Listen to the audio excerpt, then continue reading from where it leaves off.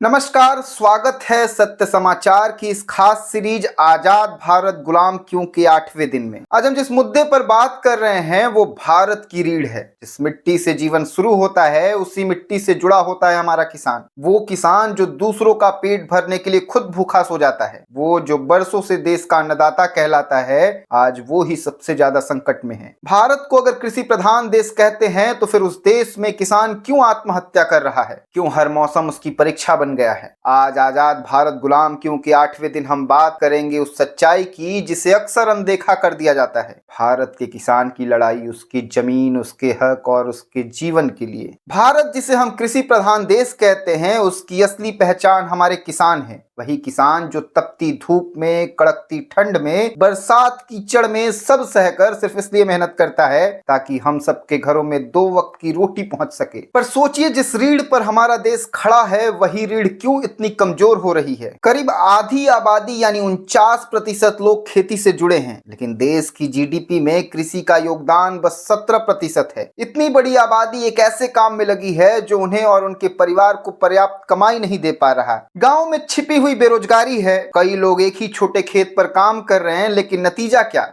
आमदनी सबकी बढ़ जाती है और कोई भी ठीक से नहीं कमा पाता, और जब कमाई नहीं होती तो छोटी सी मुश्किल भी पहाड़ बन जाती है। यही कारण है कि हमारे किसान आत्महत्या तक करने को मजबूर हो रहे हैं। ये सिर्फ हेडलाइन नहीं, ये टूटे हुए परिवार की कहानी है। पिछले 25 सालों में हर साल औसतन 15,000 से ज्यादा किसान अपनी जान दे रहे हैं। 1995 से 2011 के बीच 7.5 लाख किसान आत्महत्या कर चुके हैं, और इनमें से ज्यादातर छोटे किसान हैं जिनके पास 2 हेक्टेयर से भी कम जमीन है। सरकार किसानों को सुरक्षा देने के लिए एमएसपी यानी न्यूनतम समर्थन मूल्य घोषित करती है। इसका मकसद ये है कि किसान को उसकी लागत का 1.5 गुना दाम मिले। सुनने में अच्छा लगता है, लेकिन सच्चाई क्या है?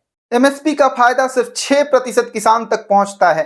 क्यों? क्योंकि सरकारी खरीद मुख्य रूप से बस गेहूं और चावल तक सीमित है। दाल, तिलहन, फल, सब्जी, इन पर किसान बाजार के भरोसे है, जहां बिचौलियों का राज है। ये बिचौलिया दाम तय करते हैं और किसान को औने पौने भाव पर फसल बेचने को मजबूर कर देते हैं। आंकड़े बताते हैं कि उपभोक्ता जो दाम देता है उसका आधे से भी कम हिस्सा किसान तक पहुंचता है। दूसरी बड़ी मुसीबत है कर्ज। खेती की लागत दिन ब दिन बढ़ती जा रही है। बीज, खाद, कीटनाशक, मजदूरी सब महंगा। छोटे किसानों के लिए ये बोझ संभालना मुश्किल हो जाता है। बैंक से समय पर कर्ज ना मिले तो किसान साहूकार के पास जाता है, जहां ब्याज 70% से 120% तक होता है। सोचिए, जो किसान साल भर खून पसीना बहाकर खेती करता है उसकी कमाई का बड़ा हिस्सा सिर्फ कर्ज का ब्याज चुकाने में चला जाता है। यही कर्ज किसानों को आत्महत्या की तरफ धकेलता है। 2015 में हुई 3000 किसान आत्महत्याओं में से 2474 किसानों पर कर्ज का बोझ था। और अगर ये काफी नहीं था तो प्रकृति का बदलता मिजाज भी किसानों के विरुद्ध हो जाता है। हमारी 60% खेती आज भी बारिश पर निर्भर है। कभी बारिश नहीं होती तो सूखा पड़ता है, कभी बेमौसम बारिश पूरी फसल बर्बाद कर देती है। जलवायु परिवर्तन ने ये संकट और बढ़ा दिया है। 2050 तक गेहूं के पैदावार में 19% और चावल में 7% तक गिरावट आने का अनुमान है। सरकार ने मदद के लिए योजनाएं दी, जैसे पीएम किसान सम्मान निधि, जहां 6,000 रुपया सालाना मिलते हैं। प्रधानमंत्री फसल बीमा योजना है जो प्राकृतिक आपदा से सुरक्षा देती है। ये योजनाएं अच्छी हैं, पर जमीनी हकीकत ये है कि कई किसानों को इनका सही लाभ नहीं मिल पाता। जानकारी की कमी, पेपर वर्क की जटिलता और दावों के भुगतान में देरी, ये सब किसानों की हालत नहीं बदल पाते। तो क्या रास्ता है? खेती को नए मॉडल पर लाना होगा। इंटीग्रेटेड फार्मिंग सिस्टम, जहां खेती के साथ पशुपालन, मत्स्य पालन और बागवानी हो,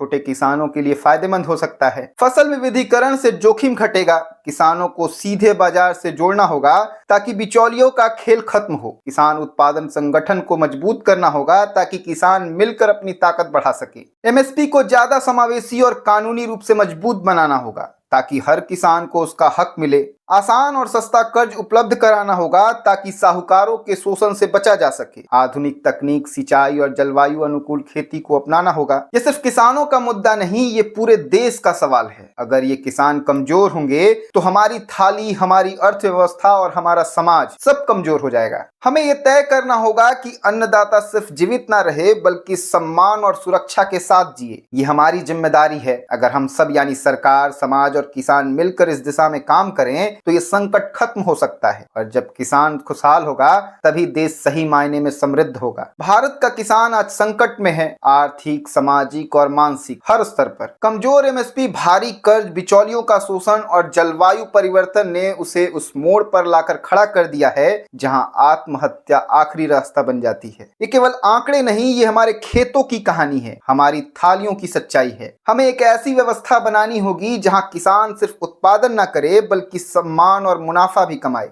एमएसपी को कानूनी सुरक्षा, आसान कर्ज, तकनीकी मदद और सीधे बाजार से जुड़ाव जैसे कदम अब विकल्प नहीं, जरूरत बन चुके हैं। अगर हम अब भी नहीं चेते तो वो दिन दूर नहीं जब खेत तो रहेंगे लेकिन उन्हें जोतने वाला कोई नहीं होगा। किसान की बेहतरी का मतलब है देश की खुशहाली, हर घर की रोटी और हर थाली में हरियाली। तो ये था आज का 8वां कारण, एक ऐसा सच जिस पर हर भारतीय को विचार करना चाहिए। दोस्तों, अब वक्त आ गया है कि हम किसानों के लिए सिर्फ ताली नहीं, नीति और न्याय की मांग करें। उनकी समस्या को समझें, उनके संघर्ष को आवाज दें, क्योंकि जब किसान की आवाज गूंजेगी तभी देश की असली आजादी पूरी होगी। वीडियो यहीं समाप्त होता है। कल फिर मिलेंगे रात 8 बजे नए सवाल के साथ, सिर्फ सत्य समाचार चैनल पर। जय जवान, जय किसान, जय हिंद।